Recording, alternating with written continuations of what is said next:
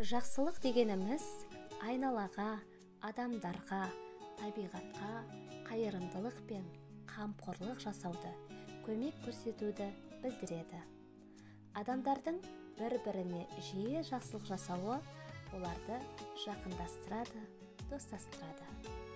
Олардың бір-біріне деген сыйластығы артады. Бұл өмірде адам ең бастысы көп жақсылық жасау керек.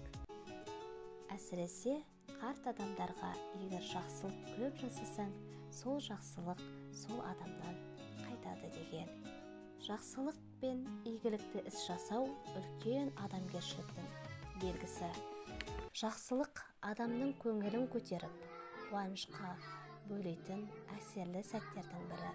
Яғни біз тәрбиешілер, ұстаздар, балаларға ән айту, би билеу сияқты әрекеттерді үйрету арқылы балаларға және ата-аналарға қуаныш сыйлай аламыз.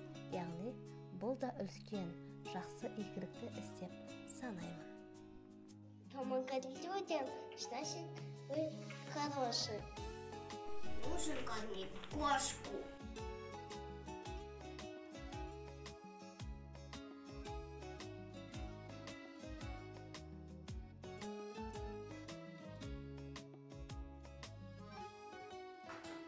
Адамгершілік, жақсылық, қайырымдылық, мейірімділік әр адамның бойынан табамыз.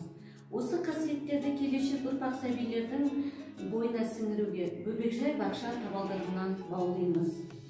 Жақсы болу өзіңнен, жаман болу өзіңнен, өзіңді өзің аяда, өзіңнен үйрен өзіңнен.